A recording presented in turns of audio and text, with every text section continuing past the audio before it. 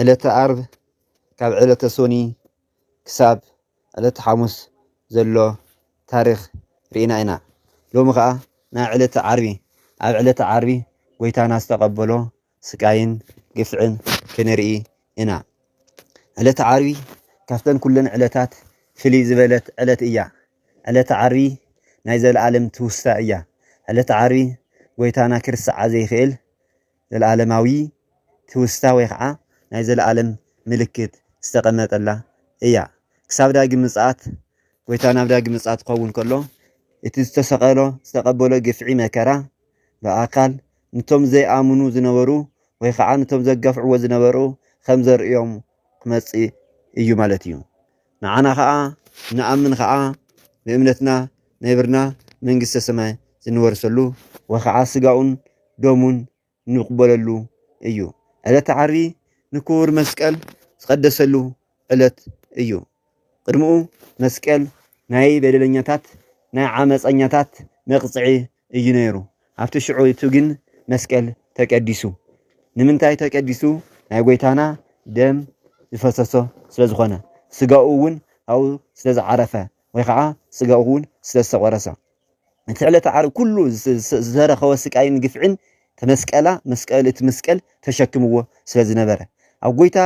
ካብ ጎይታ ዝፈሰሰ ደም ኣብ መስቀል ይዓርፍ ስለ ዝነበረ ካብ ጎይታ ዝተገፍዐ ወይ ከዓ ካብ ጎይታ ዝተቆረሰ ስጋ ኣብ መስቀል ዝዓርፍ ስለ ዝነበረ ስለዚ ናይ ደምን ናይ ስጋን መንበሪ መቕመጢ ስለ ዝኾነ እዩ እቲ መስቀል ተቀዲሱ እምበር ከም ካልእ ብዘይ ምንም ነገር መስቀል ነኽብር ማለት ኣይኮነን ስለዚ ሎሚ ዕለተ ዓርብ ፍልይ ዝበለ ብህይወት ክንርስዖ ዘይንኽእል ታሪኽ ፍጻመታት ዝተቐበለሉ ፍጻመታት ተኣምራት ዝሰርአየሉ እዩ ዕለተ ዓርቢ ኦርቶዶክሳውያን ዕለተ ዓርብን ዕለተ ረቡዕን እናጾምና ናስታውስ ኢና ምክንያቱ ዕለተ ረቡዕ ዝክረ ምክረ ኣይሁድ ስለ ዝኾነ ኣይሁድ ስለ ዝተማኸርሉ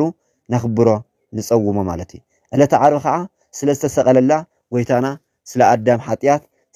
ስለ ንዓና ንምድሓን ኢሉ ዝተሰቐለለ ዕለት ስለ ዝኾነ ንጸውም ኢና እዚ ከዓ ፍሉይ ይገብሮ ማለት እዩ ኣብቲ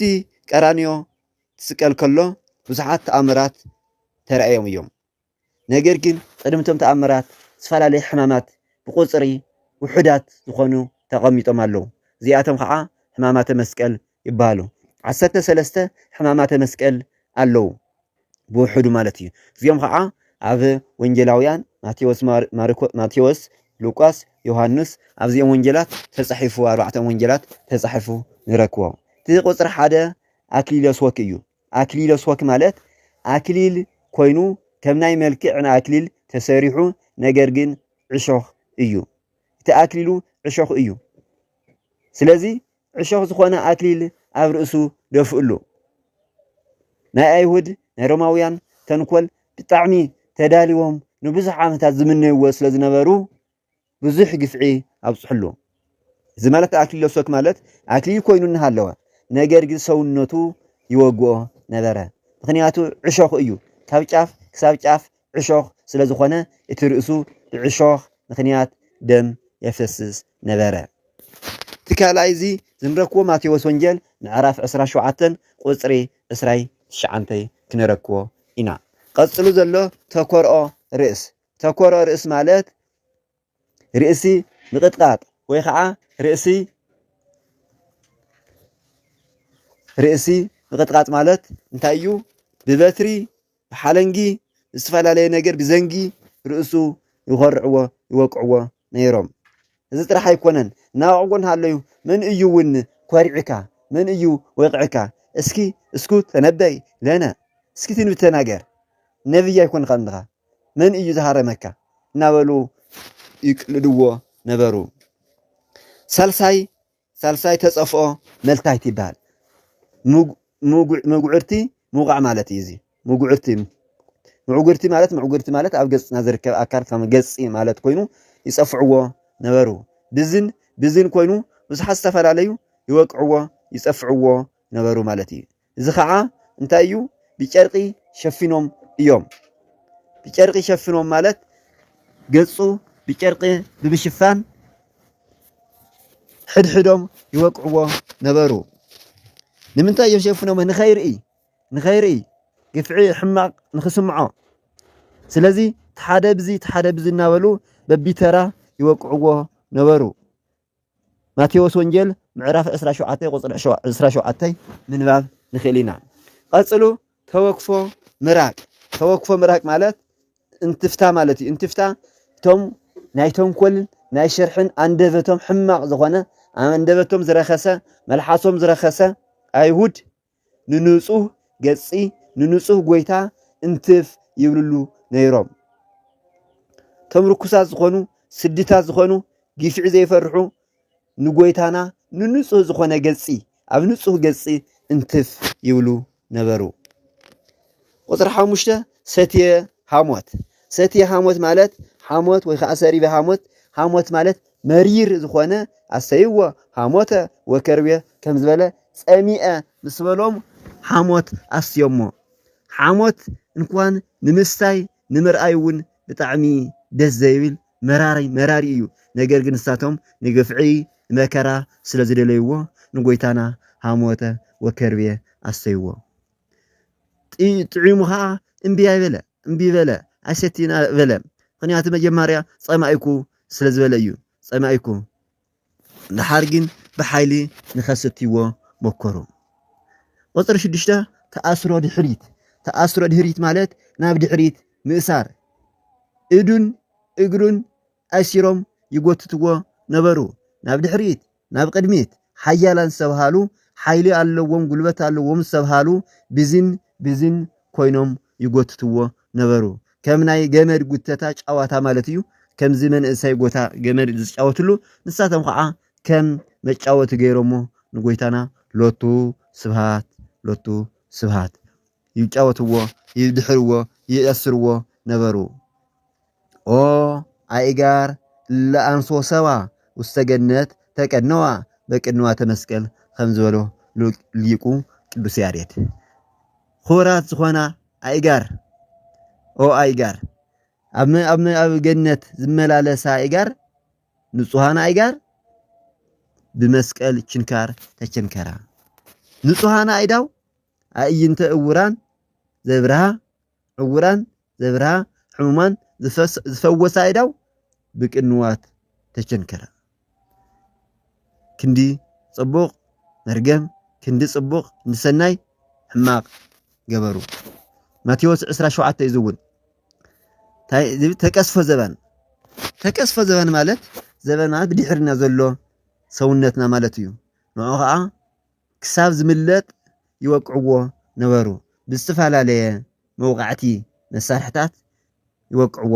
ነበሩ ሰውነቱ ተመሊጡ ክሳብ ዝደሚ ደም ክሳብ ዝፈስስ ናብ ስጋ ክሳብ ዝቕየር ክሳብ ዝመላጠጥ ደሙ ክሳብ ዝፈስስ ይወቅዕዎ ነበሩ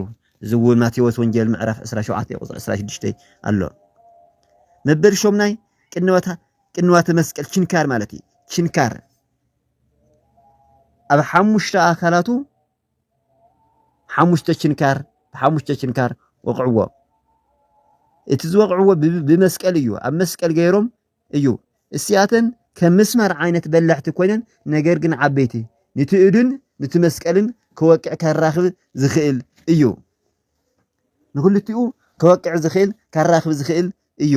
ስለዚ ሓሙሽተ ቅንዋተ መስቀል ተባሂሎም ይፍለጡ ሓሙሽተ ቅንዋተ ሓፂን ቅንዋተ ብርት እውን እናተባሃሉ ይፍለጡ እዚኦም እውን ሽም ኣለዎም እዩ ሳዶር አላዶር ዳናት አዴራ ሮዳስ እናተባሃሉ ይፍለጡ ስለዚ እቲ ሓደ ኢዱ ትካላይ ኣብ ካልኣይ ኢዱ ተሳልሳይ ኣብ ልቡ ኣብ እግሩን ኣብ ክልተ ኣጋሩን ይኾናሎ ማለት እዩ ኣጠቃላል ሓሙሽተ ቅንዋተ መስቀል ተቐቢሉ እዚኦም ብጣዕሚ ነዋሕቲ ዝኾኑ ብጣዕሚ ዝሕምሙ በላሕቲ ዝኾኑ እዮም እዚ ካብ ብረት ዝተሰርሑ ቅንዋት ተባሂሎም ይፍለጡ ተከይዶ በእግሪ ቢል ተስቦ በሃብል ዝብል እውን ኣሎ ተስቦ በሃብል ማለት እንታይ በሃብል ማለት ብገመድ ምጉታት ናብ መሬት ምውዳቅ ፀዊረ መስቀል ማለት መስቀል ምሽካም መስቀል ተራ መስቀል አይኮንን እዚ መስቀል እዚ ዓብይ እዩ ዓብይ መስቀል እዩ ዓብይ ነውሕ ታይሽም ዘለዎ እዩ እዚ ተሸኪሙ ካብ ሓደ ቦታ ናብ ሓደ ቦታ ንኸይድ ምግባር እዮም እዚኦም ቅንዋተ መስቀል ሕማማተ ቅንዋተ መስቀል ተባሂሎም ይፍለጡ ከምኡ እውን ኣብቲ መስቀል ኮይኑ ሰናገሮም ቃላት ኣለዋ ሸውዓተ ቃላተ መስቀል ጽርሃ መስቀል ተባሂለን ይፍለጣ እዚ እውን ኦ ኣቦይ ዝገብርዎ ኣይፈልጡን እዩ እሞ ኣይተሓዘሎም ሉቃስ 23:34 ኦ ኣውየ ኣባ ስረይ ሎሙ እስመ በዝ እያእምሩ ይገብሩ ዝገብርዎ ይፈልጥመ ይቀርበለሎም ይብሉ ይትብለቱ ስብሐት ምስጋና ንዑ ይኹን ይቅርበሎም ምክንያቱ ዝገብርዎ ስለዘይፈለጡ እዩ ይብለሎም ነይሩ ናይ ይቅርታ ኣምላኽ ክብርና ምስጋና ንዑ ይኹን ካብኡን ኣብ የማኑ ዝነበረ ገነት ኣብ ዝነበረ ጥጦስ ነቲ ብበደሉ ዝተሰቀለ ፈያታዊ ማለት እዩ ተዘከረኒ ኢልዎ እዩ ተዘከረኒ ኣመ ትመጽእ በውስተ መንግስትከ ንስኻ ንጉስ ኢኻ ሰማያዊ ንጉስ ኢኻ ሞት ዘይግብአካ ዘለዓለም ሕያው ስለዝኾንካ ኣብቲ መንግስትኻ ትመጽእ ተለኻ ተዘከረኒ ኢልዎ እዩ ብልሂ ዝኾነ ኣስተውዓሊ ዝኾነ ጥበብ ዝኾነ መንፈስ ቅዱስ ዝገለጸሉ ተዘከረኒ ኢልዎ እዩ ኣብቲ ጸጋም ዘሎ እስኩ ኣድህን ርእሰከ እስኪ ንባዕልኻ ድሕን ይብሎ ነበረ ይሽፎ ነይሩ ነገር ግን ኣብቲ ገነት ዘሎ ኣንተ ትቀድሞ ለኣደም በዊኣ ውስተ ገነት ኢልዎ እዩ ሎሚ ኣብ ገነት ምስኣ ከም ትኸውን ብሓቂ እብለካ ኣለኹ ኢልዎ እዩ ኣማን ኣማን እብለከ መንግስተ ገነት ምስኣይ ትነብር ኢኻ ኢልዎ ንመን ኣብ ጸጋሙ ዘሎ ፈያታዊ እዚ እውን ሉቃስ 23 ምዕራፍ 23 ቁጽሪ 43 ክናን ብንክለ ነዋ ወልዲኪ ወነዋ እምከ ዝበሎም ንድንግል ማርያም እንሆ ወድኺ ዮሐንስ ንዮሐንስ ከዓ እንሆ ኣደኻ ድንግል ማርያም ኢሉ ወዳ ኣማላጅነታ ዘርአየ ንዓና እውን ጎይታና ንኣዶናን ከም ትኸውን ዘርአየሉ ዕለት እዩ ምክንያቱ ኩሎም ሃዋርያት ኣብቲ ሽዑቱ ነብሲ ኣድን ርእሰከ ኮይና ኩላ ንባዕላያ ተጓይያ ምስኡ ዝተኣገሰ ናይቱ መከራ ክቅበል ዝደለየ ጥራሕ ኣድኡ ቅድስት ድንግል ማርያምና ዮሐንስ እዩ ነይሩ ዮሐንስ ፍቁረ እግዚእ ክልቲኦም እዮም ነይሮም ስለዚ ኣብቲ ሽዑቱ እንሆ ወድኺ እንሆ ኣደኻ ኢሉ ዮሐንስ ወንጌል ምዕራፍ 19 ቁጽሪ 26 ዘሎ ሃይለ ቃል ተናጊሩ ቀጽሉ እውን ኤሎሄ ኤሎሄ ላማ ሰበቅታኒ ኢሉ እዩ እዚ እውን ጎይታይ ንምንታይ ገድፍኻኒ ማለት እዩ ቃለ ትሕትና እዩ ንሱ ፈጣሪ እዩ እግዚአብሔር አብ እግዚአብሔር ወልድ እግዚአብሔር መንፈስ ቅዱስ ሓደ ብሽም ብግብር በአካል ሰለስተ እዮም ስለዚህ እዚ ዘርኤና ስጋ ብምልባሱ ናይ ስጋ ነገር ትሕትና እዩ ዘርኤና እምበር ንሱ ፍጡር እግዚአብሔር አብ ፈጣሪ ኮይኑ ማለት አይኮንን ስለዚህ ትሕትና ስለዘርኤና ኤሎሄ ኤሎሄ ንሳቶም ግን ኤልያስ ዝበለና መሰሎም እስኪ ንርአዮ ይምፃ ኤልያስ ያድኖ ካብዚ ሞት እዚ ኤልያስ ሞይፅ እስኪ ያድሕኖ ንርአዮ እናበሉ ይቅልዱ ይነበሩ ማለት እዩ ቀጽሉ ጸማይኩ ኢሉ እዩ ጸሚአ ኢሉ እዩ ንሳቶም ከርዮ ሃሞት ኣስዮሞ ለወሃብየ ዝናብ ማየ ከልእዎ እዩ ማይ ንዝወሃበ ማይ ንዝፈጠረ ማይ ከልእዎ ከም ዝበለ ማለት እዩ እሺ ቀጽልዎ ኦ ኣቦይ ንነፍሰይ ኣብ ኢድ ሕማቃት ኣለኹ ኢሉ ተናገረ እዩ ቀጽሉ ተፈጸመ ኩሉ ወይብየ ተፈጸመ ኩሉ ዮሐንስ 19 ቁጽሪ 30 ሎቱ ስባት ኩሉ ነገር ተፈጸመ ኢሉ ማለት እዩ ኩሉ ነገር ተፈጸመ ማለት ያው ነፍሱ ካብ ስጋኡ ካብ ነፍሱ ተፈለየ ማለት እዩ እዚ ኩሉ ናይ ዕለተ ዓርቢ እዩ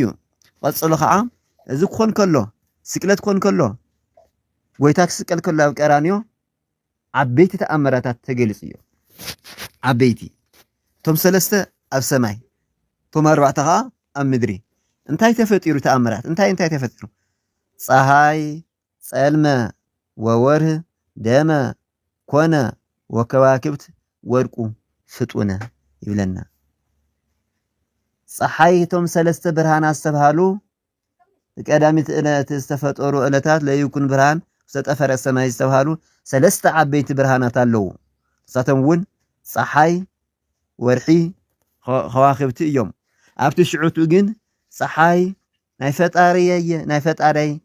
ፈጣሪየ ዕርቃን ኣየርኢን ኢላ ጸለመት ወርሒ እውን ናብ ደም ተቀየረት ከዋክብት ከዓ ወደቁ ናብ መሬት ወደቁ ጸልማት ኮነ ናብ መጀመርያ ግዜ ቀትሪ ዝጸለመ ብዕለተ ዓርቢ ጥራሕ እዩ ናይ መጀመርያ ግዜ ብርሃናት ዘቋረጽሉ ዕለተ ዓርቢ እዩ ናይ መጀመርያ ግዜ ኣብ ዘይ ሰዓቱ ዝተቀየረ ቀትሪ ለይቲ ዝኾነሉ ሰዓት ዕለተ ዓርቢ እዩ ምክንያቱ ናብ ጎይታ ዕርቃን ንኸይርአይ ፍጡራት እዮም ፈጣሪኦም ኣመስግኖም ወይ ከዓ ፈጣሪኦም ተኣምር ሰሪሖም ቶም ኣብ ምድሪ ዝተፈጸሙ ከዓ ተሰጥቀ መንጦላይተ ኮክ መንጦላይተ ቤተ መቅደስ ናይ ቤተ ክርስቲያን መንጦላይት መጋረጃ ኣብ ክልተ ተተርተረ ኣእማን ከዓ ከውሕታት ማለት እዩ ነቕዑ ወይ ከዓ ተሰበሩ መቃብራት ተኸፈቱ መቃብራት ናይ ሰብ ምውታት ነበሩ ኩሎም ተኸፈቱ ምውታን ከዓ ተለዓሉ እዚኦም ዓበይቲ ተኣምራት ዝተሰርሐሉ ኣብ ዕለተ ወይ ከዓ ዝተፈጸሙ ኣብ ዕለተ ዓርቢ እዩ ካብ ሰዓት 9 የሚሩ ዘሎ ሰዓት 9 ጎይታና ካብ ቅድስት ነብሱ ስጋኡ ዝፈለየላ ዕለት እያ ኣብዚ ዓብይ ምድንጋጽ ኮነ ኣብዚ ዓብይ ምድንጋር ኮነ ምክንያቱ ከምኡ ሓይስዎሞ ኣይፈልጥን እዮም ቶም ኣይሁድ ምክንያቱ ብቀትሪ ጸልማት ኮይኑ ኣይፈልጥን ብጸልማት ማለት እውን ብርሃና ፈጣሪ ፀሓይ ብርሃናት ንወዲ ሰብ ንኸገልግሉ ኩሉ ፍጥረታት እቶም 22 ፍጥረታት ካብቶም 26 ካብቶም 22 21 ፍጥረታት ንወዲ ሰብ ንኸገልግሉ እዮም ተፈጢሮም ስለዚ ብርሃን ሰብ ብርሃን እናተመላለሰ አንሶስ በብርሃኑ ከም ዝበሎ እናተመላለሰ ተግባሩ ንኽፍጽም እዩ ነገር ግን ኣብዚ ዕለት እዚ ተራእዩ ዘይፍለጥ ነገር ተራእዩ ተከሲቱ ዘይፍለጥ ነገር ተኸሲዩ ጸልማት ምስ ኮነ መቃብራት ምስ ከፈቱ ሙታን ምስ ተልዓሉ ኣይማን ምስ ተጨደዱ መጋረጃ ናብ ክልተ ምስ ተርተረ ኣብዚ እዋን እዚ ዓብይ ድንጋጼ ኮኑ ኣይሁድ ከዓ ዋ እንታይ እዩ ዝብል ድንጋጼ ተፈጠረ ስለዚ ኣይሁድ ከምዚ ገብሩ ከለው ንሕናኸ እንታይ ገብር ኣለና እዚ ሓሊፉ እዩ ተቆስሉ መከራዋ ይሕልፍን ንዘለዓለም ትውሳና እዩ ንሕናኸ ምስቶም ኣይሁድና ናተሓጎስና ንውዕል ንሕናኸ ምስቶም ኣይሁድና እናበላዕና እናሰተይና ካብ መንፈሳዊ ህይወትና ተገሊና ነብር ወይስ እንታይ እዩ ክፍልና ምስ ኣይሁድና ወይስ ምስ ዮሐንስ ወይስ ምስ ድንግል ማርያም ምስ ፈያታዊ ዘየማን ዲና ምስ ፈያታዊ ዘጸጋም ፈያታዊ ዘየማን ጎይታ ንስኻ ብዘይ ምንም ሓጢያት ተሰቂልኻ ስለዚ ንዓይ ኣድሕነኒ ተዘከረኒ እግዚኦ ኣመ ትመጽእ በውስተ መንግስትከ ከም ንብሎ ተዘከረኒ ዝብል ቃል ካብ ጡጦስ ወይ ከዓ ፈያታዊ ዘየማን ኢና ተማህርና እቲ ፈያታዊ ዘጸጋም ከዓ እስኪ እስኻ ድሕን ባዕልኻ መጀመርያ እናበለ ይቅልድ ነይሩ ንሕናኸ ንቅልድ ዶ ንኾን ናብ ሓጢያትናኸ ንምለስ ዶ ንኾን ናብ ንስሓና ንምለስ ዶ ንኾን ኣበየና እዩ ትክፍልና መብዛሕትኡ መንእሰያት ኣብዚ ዘይናስታውሰሉ ክንኽእል ካብ ቀልዲ ክንሪኦ ንኽእል ኢና ከምኡ እውን ከም ሃይማኖት መሰል እውን ሓደ ናይ ሃይማኖት ተቋማት እውን እዚ ትውሳይ እዩ እምበር እዚ ምንም ክሰርሕ ኣይል ሓደ ግዜ ኣድሕንና እዩ ጎይታ ይብሉ እዎ ኣድሕንና ነገር ግን ስለ ዘድሓነና ኮፊና ኣልጋ ኮፊና ገነት ክንወርስ ኣይንኽእልን ከም ድሌትና እናሰራዕና ከም ድሌትና ሓጢያትና እናሰራዕና ገነት ንወርስ ኢና ኢልና ተስፋ ገይርና ክንነብር የብልናን እንታይ ዳ ዝግበሩ ጎይታ ዝገበሮም ኩሉ ክንገብር ኣለና እንታይ እዩ ስማ ኣነ ቅዱስ ኩኑ ቅዱሳነ ኣነ ቅዱስ እየ ንስኻትኩም ቅዱሳን ኩኑ ዝበሎ ንዕኡ እዩ ስለዚ ንሱ ዝገበሮ ስኻ ኣለና ክንገብር ኣለና ክንጸውም ኣለና ክንጽልይ ኣለና እቲ ህያው ስጋው ወደም እውን ክንወስድ ኣለና ክንቆርብ ኣለና ሓደ ብሓደ ሓደ ብሓንቲ ሓንቲ ብሓደ ክንነብር ኣለና እዚ ተኮይኑ ብንጽህና ተኮይኑ ስጋው ወደሙ ዘለዓለማዊ ህይወት ስለዝኾነ ኣብ ቅድስና ህይወት ንነብር ኣለና ማለት እዩ ካብዚ ተተገሊና ግን እቲ ዕለተ ዓርቢ ዝተሰቀለሉ ዝተገፍዐሉ ንዓና ንምድሓን ስለዝኾነ ሓደ ግዜ ያድሕና ኢልና ግን ናብ ዝተፈላለየ ቦታታት ናብ ሓጢያት ናብ ክሕደት ናብ ንፋቄ ንኸይድ ተኮይና ግን ካብ ጥቕሚ ወፃኢ ንኸይድ ኣለና ማለት እዩ ጎይታና እንታይ ኢሉ ዝፈትወኒ ይዕቀብ ህግየ እቀው ህግየ እዩ ቀጽሉ እውን ዘዓቀበ ቃልየ ኢይጥዕሞ ለሞት ኢሉ ዘዓቀበ ቃልየ ኢይጥዕሞ ለሞት ማለት ሕገይ ዝሓለወሲ ንሞት ኣይጥዕሞን እንታይ ማለት ኣይመውትን ማለት ድዩ ኣይኮነን ናይ ስጋ ሞት ዘይኮነስ ናይ ሞት ኣይመውትን ናብ ሲኦል ናብ ገሃነመ እሳት ኣይወርድን ከድሕነ እየ ማለት እዩ ስለዚ ሕጉ ክንሕልው ኣለና ብዝተኻኣለና ቃሉ ክንማር ኣለና መጽሓፉ ክነንብብ ኣለና መጽሓፍ ቅዱስ ኣዊ ሕያው ቃሉ ዝኾነ ከም ምግቢ ክንበልዖ ኣለና ንነፍስና ምግቢ ከም ዘድልያ ስጋና ምግቢ ከም ዘድልያ ንነፍስና እውን ሕያው ቃሉ የድልያ እዩ ዳዊት ምድጋም የድልያ እዩ ውዳሴ ማርያም ምድጋም የድልያ እዩ መጽሓፍ ቅዱስ ምንባብ የድልያ እዩ ስጋ ወደሙ የድልያ እዩ ካብዚ ወጻኢ ተኮይንና ግን ተዘለናሉ ህይወት ኣይኮነን ወይ ከዓ ናይ ስጋ ህይወት ክሳብ ዕለተ ሞት ንነብረሉ ንቅልደሉ ማለት እዩ ምክንያቱ ጎይታና ዘፍሰሶ ስጋ ወደሙን ስቕሉ ኣይኮነን መብዛሕትና ኣይንቆርብን ንምንታይ ዘይንቆርብ ስለንፈርሕ ንምንታይ ንፈርሕ በርግጽ ፈሪሃ እግዚአብሔር ጽቡቕ እዩ ነገር ግን ክሳብ መዓዚ ቀዳሚያ ለጥበብ ፈሪሃ እግዚአብሔር ይሉ እቲ ንቆርቦ ስጋ ወደሙ ሓውስ ስለዝኾነ እሳት በላኢ ለኣማጽያን ስለዝበለ ኣብ ሓጢያት እንሃለውና ከመይ ጌርና ናብ ስጋ ወደሙ ንቀርብ ከመይ ጌርና ንዓይ ኣይግበአን ብማል እዩ ግን ክሳብ መዓዚ እዩ ዘይግበአና እሱ ተዘይበልዕና ንዑ ስጋ ወደሙ ተዘይበልዕና ደሙ ተዘይሰይትና ህይወት ኣይነብርን ዘለዓለማዊ ህይወት ኣይነብርን ዘለዓለማዊ ህይወት ንኽንነብር ግን ግዴታ ክንሰቲ ኣለና ክሳብ መዓዚ ርሕቕና ኣብቲ ተንርሕቕ ከለና ከዓ ሞት ይመፀና ስለዚ ዘይቆረብና ንመውት ዘይቀረብና ናብ ኩነኔ ንኣቱ እንታይ ዳ ሕያው ቃሉ ስለ ዘምልጠና ማለት እዩ ወስብሐት ለእግዚአብሔር ኣሜን